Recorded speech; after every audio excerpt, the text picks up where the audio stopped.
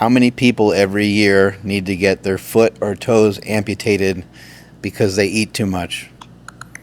Every year, around 130,000 people in the United States undergo amputations due to diabetes-related complications, including those affecting the foot and toes.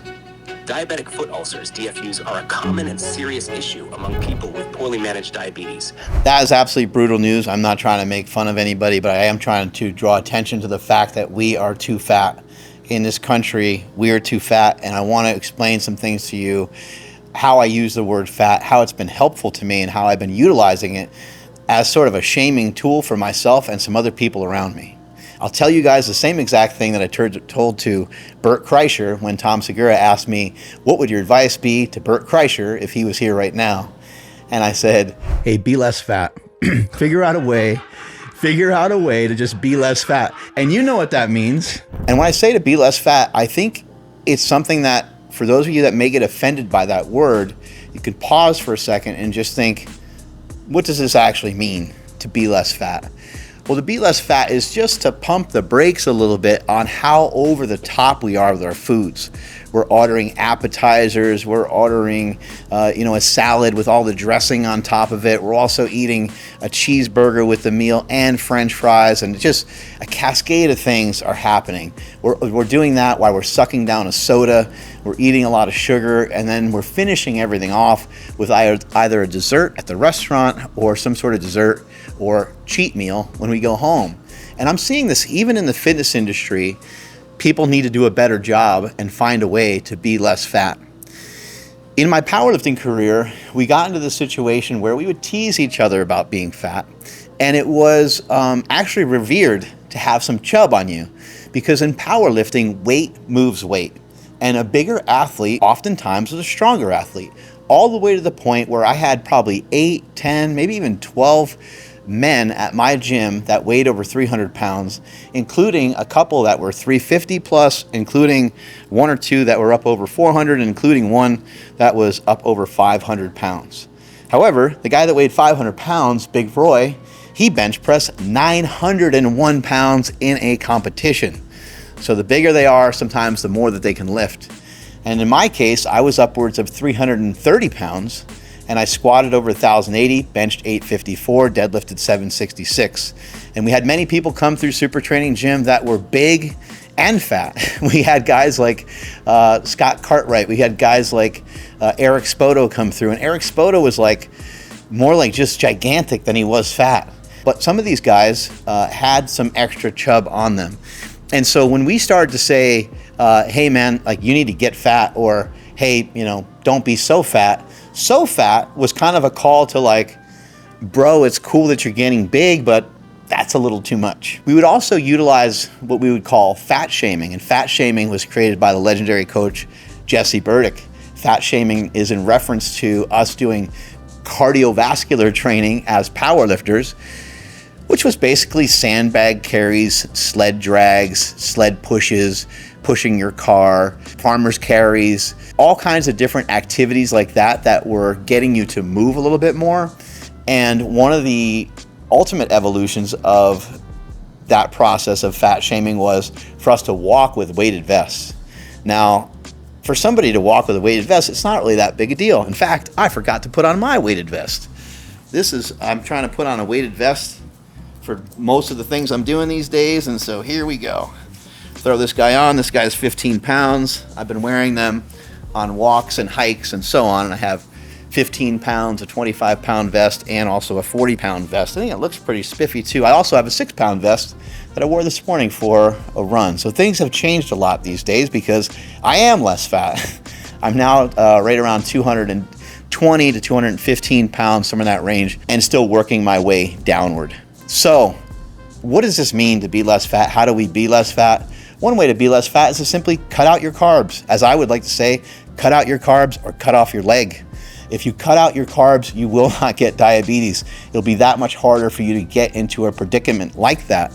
And again, I'm not saying this stuff to be a dick. I'm not saying anything to throw shade at anybody or to be mean. My mother died of obesity. Obesity's in my family. I was fat. Both my brothers were fat. My dad's fat. The whole family's pretty fat. Everybody has had to deal with weight issues in the Bell family. It's not necessarily part of our genetics. It's more part of our epigenetics. And that's where we get into this idea of being less fat. How are you playing the game every day? What are you doing every day? What are you doing on a daily basis? And also, what can you manage day in and day out? What is something that you can do? So let's take this vest as an example. Could you wear a 15-pound weight vest or an 8-pound weight vest for an entire day? Might sound ridiculous. You might say, well, I got to go to work and all this. It's on a Saturday. It's on a day you don't have any work. Could you do it? The answer is yes. You could do it. It wouldn't be that hard, and it would help you to burn extra calories. Now, let's say I was to say, could you do that with a 40-pound vest? The answer would be no. And this is what I want to try to illustrate to you. Oftentimes, we are doing too much when we're thinking about exercise. Oftentimes, we are thinking that we have to do too much, and so therefore, we do too little. If I was in a contest with you on who can wear a weight vest longer, and I selected lighter weight, I would be able to outlast you very easily because I made a wiser choice. So what are the choices that you're making with your exercises?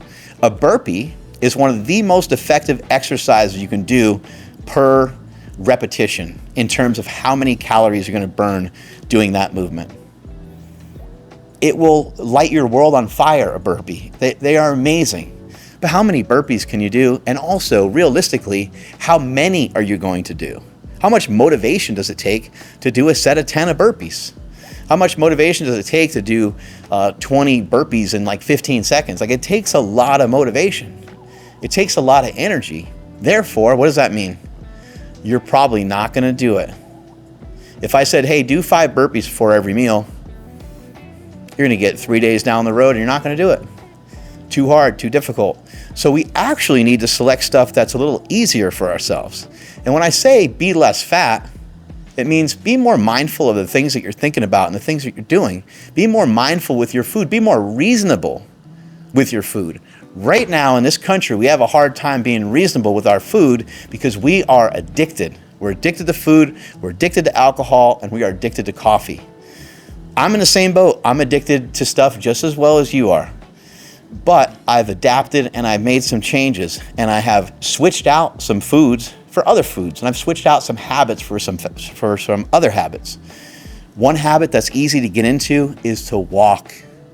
Once you get used to walking, you can incrementally make it more challenging by walking hills or throwing on a fancy schmancy weighted vest.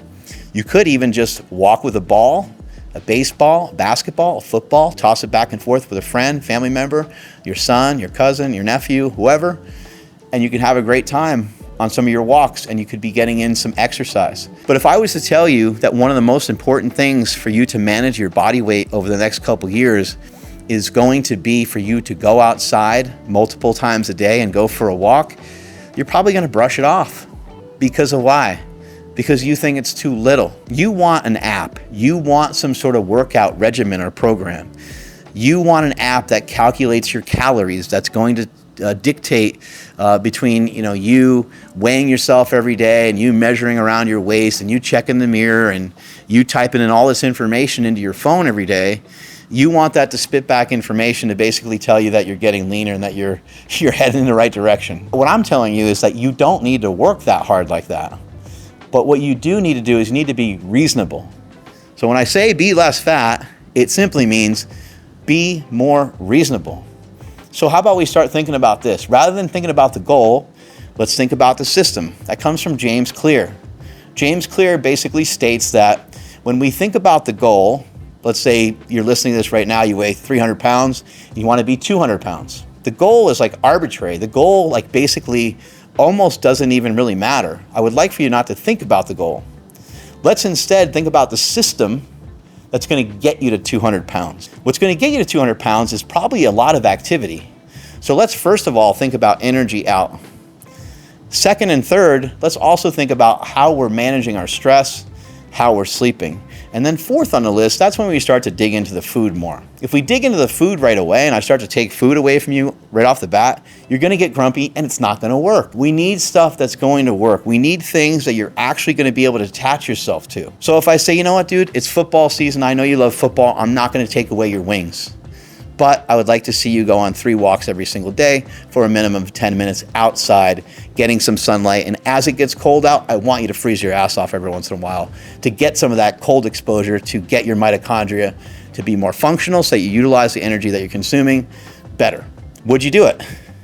If I said, I'm not gonna take away your cheese, I'm not gonna take away your bacon, I'm not gonna take away your burgers, you can still have those. I'm not gonna take away your eggs, you can still have those. But we got to be reasonable. So let's pull back on the carbohydrate calories. Why would we pull back on the carbohydrate calories? Why have I been talking about that and shouting about that from years and years ago when I wrote the book, The War on Carbs? I've been shouting from the mountaintops about carbs, not because they're bad and not because people just overeat on carbs, but it's the mixture of carbohydrates and fats that people consume together that cause them to go in a giant caloric surplus day in and day out. And maybe not even a giant caloric surplus, but a surplus nonetheless. We don't need that. We need to figure out ways of keeping our calories reasonable. But we don't even need to count calories if we have better food choices. So why don't we agree to do this? Why don't we agree to ditch carbs and to pick out fairly lean sources of protein? How do we get lean sources of protein? We do so through eating some yogurt. My favorite is 000 yogurt. It has no fat in it. It has like 15 grams of protein in it. I think they make other versions of it that have a little bit more, and some of them have a little bit of fat in them, some of them have a little bit of carbs in them. But the point is that they're very low in calories. I usually add a scoop of protein to them, and now they're upwards of 40 to 45 grams of protein per little container of them. I also will eat things like cottage cheese. You can get the full fat cottage cheese and that's fine. It's really probably not gonna make that big of a difference, but over time, if you get to 2%, it will probably make a difference. Over time, if you select the leaner cuts of steak, the leaner cuts of chicken, for some of you that may not be able to afford Piedmontese, I would still recommend that you check out Good Life Proteins and get some Piedmontese and get some really great options from Good Life Proteins, which is the sister company to Piedmontese. They have some great options on grass-fed, grass-finished ground beef. They use regenerative agriculture. They're the best, cream of the crop. But they have chicken, they have chicken thighs, chicken breast, they have seafood, they have shrimp, and of course they have a wide selection of Piedmontese, and those Piedmontese steaks are almost as lean as a chicken breast, and in some cases they are even leaner than a chicken breast, which is unbelievable. But I do understand price is sometimes a hurdle for some people. If you do want to go over there and check it out, you can use my code MarkBell at checkout. You'll get 25% off and free shipping, I believe. Leaner sources of meat is going to give you an opportunity to maybe utilize cheese, or to maybe have some bacon, or to maybe eat some of those buffalo wings as you're watching TV, as you're watching football, you're watching your favorite team, and so on. I want to have a serious conversation with you about your balls, and I'm being serious here. On this podcast, we talked about a lot of things to help men improve the health of their penis, because it's important, and your balls have very thin skin. This is true. You can touch them right now, and you know it's pretty thin.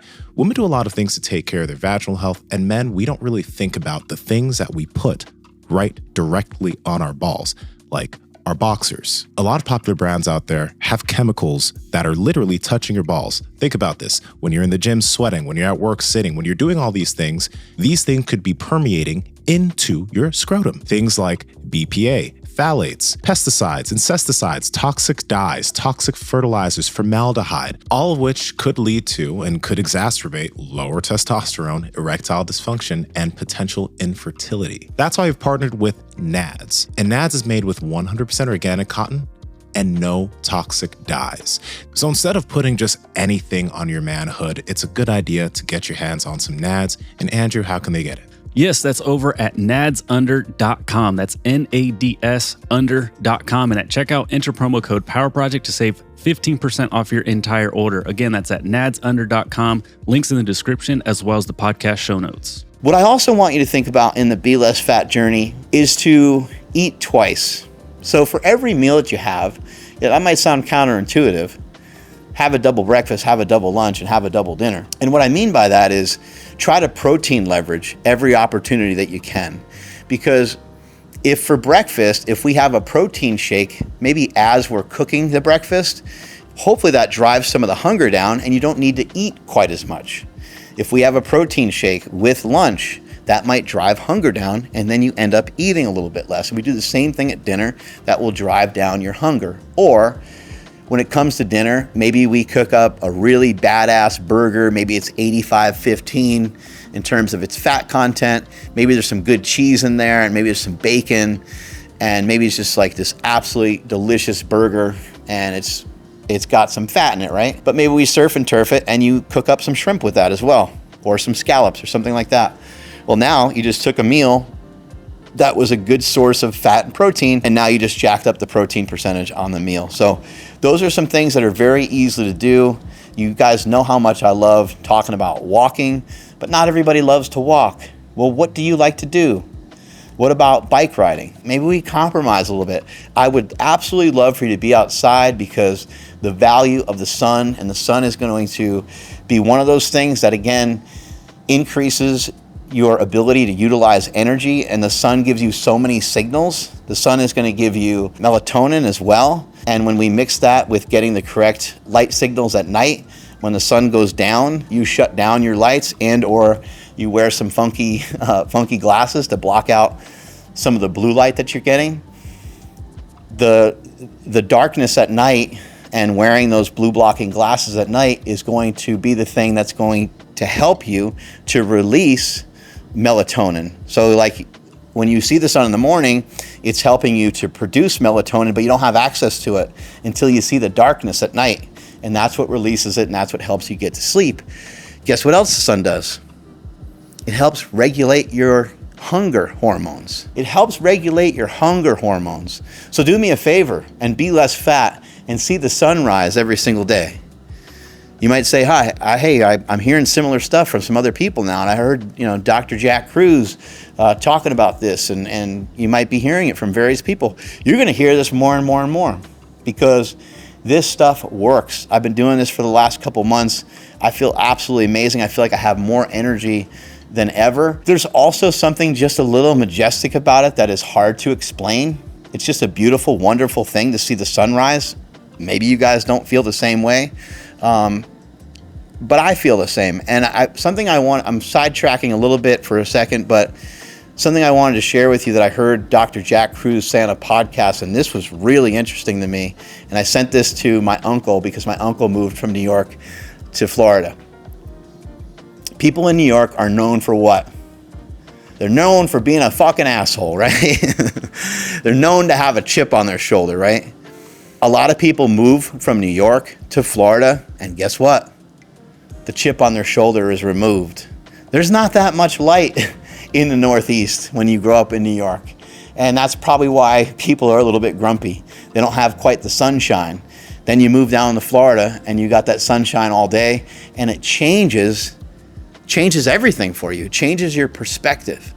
So by you waking up and seeing the sun every day, instead of you waking up and it's kind of cold and dark outside, and then you get in your car and you blast the heat on your way to work, and yeah, the sun's coming up as you're driving, but you're not paying attention to that because you're messing around with your phone, trying to get the right podcast on there as you get to work, and you're trying to frantically listen to information or catch up on calls or emails that you should have done, on the weekend, and you're trying to hustle to get yourself situated on your way to work. You're not really mindful or paying attention to any of those things. And for those of you that are hustling out the door, that didn't make the time, shut the damn phone down, shut off all the mechanisms, shut off all the music and everything, roll down your windows, listen to that wind whipping by, get some of the sunlight on your way to work. If you have a sunroof, open that thing up. If it's cold, get some of that cold exposure, because these are small things that over time, they will make a big difference.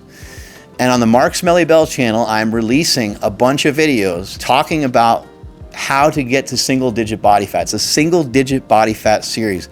And you're going to hear me harping on so many of these things over and over and over again, because these are things I have found have worked.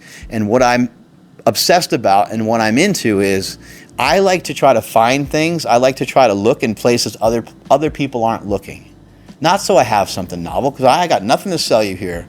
You guys are already buying my products. I make Slingshot products and Within You brand stuff. And maybe I do sell it to you separately, and I do mention it to you guys here and there, right? Those businesses are doing just fine, and those products just sell great because I believe that I made great products that I believe in.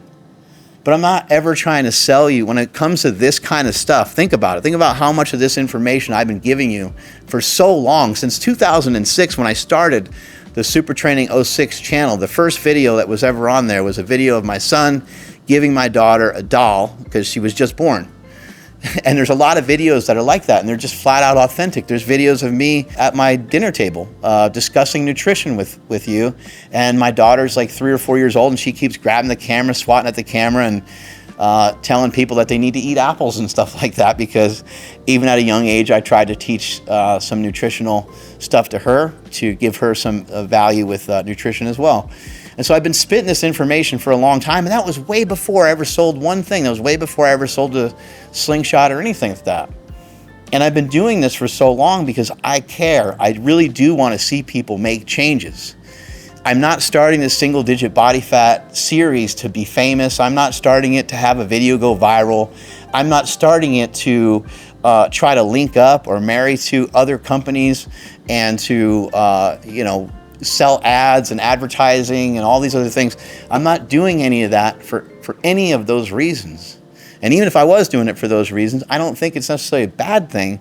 But what I'm trying to explain to you guys is this is just what I love to do. I love to train, I love to talk about training, and I love to help people to be less fat.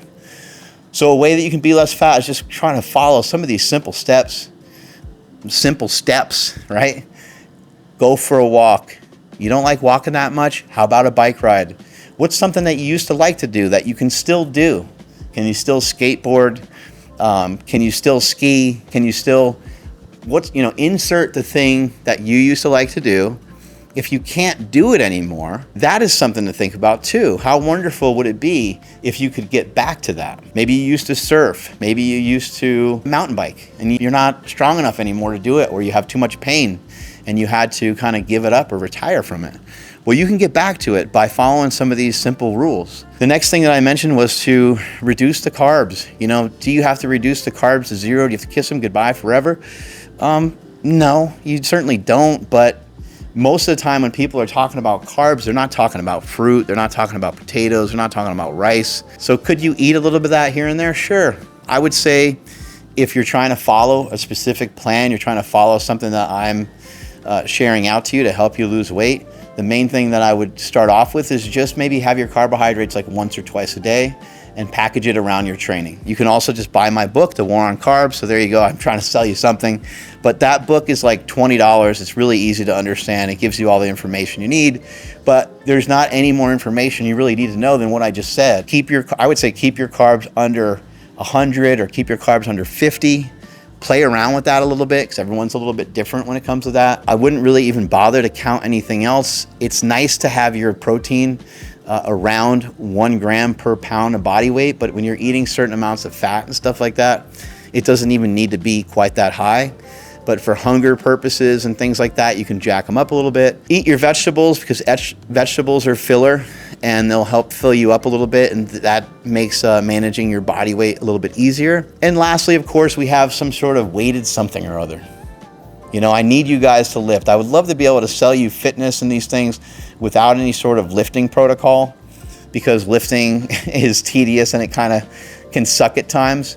But when it comes to lifting, you don't need that much lifting. Literally 2 to 3 sessions a week, 30 to 45 minutes. I'm not lying, this is not a scam. A few sets, maybe 6 sets per muscle group for some of you that are newer would work out great. That would be a great start. Do 2 different exercises, do 3 sets of each, like per body part. If you can get to that and you get to most of your body parts per week, then you nailed it. You're on a pretty good regimen. Intensity and sets and reps and volume and rest intervals, those are things that you can start to worry about more as you push forward. The real basis of all this is really just to not eat like an asshole. Make some small, subtle changes. You're not going to be able to make a lot of changes and then all of a sudden, do this 360 or do this 180 rather, that people think is going to happen when they're like, oh, I'm doing carnivore. It's like, if you haven't tried any other dietary interventions in the past and now you're just trying to go carnivore, you're most likely not going to be able to make it. You're not going to be able to do it for enough days in a row. I want you to really be thoughtful and mindful of how many days in a row are you doing well on your particular plan. That's why I love the black and whiteness of a low carb diet. For fat people, it's just different. I cannot explain it any other way. I started my journey being fat and I've helped many other people who are fat. The mindset around the food and the mindset when it comes to overeating and when it comes to binging is just on a completely different level that most people don't understand. The cravings and the addiction to the food is on a completely different level than what most of us, even myself who got up to 330 pounds, I do not understand what it's like to be 500 pounds or 600 pounds. I don't know what that's like. And so we have to have some empathy for those people. But I personally believe that there is no gray area when you're somebody who has already proven to yourself that you really do struggle with your diet. Now is not the time to get down on yourself or to hammer yourself for anything, but it is the time to start to implement better systems that allow you to have more consistency for a longer period of time. So that would be my main recommendation, is to, cut the carbohydrates, get those walks in, and a little bit of strength training. All that's going to go a really long way. And hopefully you found this to be useful in me talking about being less fat. I just thought I would share this out to you because in my world, in my opinion, there's too fat, which is probably just about everyone. Everyone can grab like a little chunk and be like, yeah, I'm a little too fat. Or I wish I wasn't this fat. And then there's so fat. And then there's damn. I think it was Gabriel Iglesias is the one who had 6 levels of fatness. I used to say that there were 5 levels of fatness. Reason why I say used to say is because now there are 6. I met the new one in Las Cruces. The original 5 levels are big, healthy, husky, fluffy, and damn. People ask, what could be bigger than damn? The new level's called, oh hell no.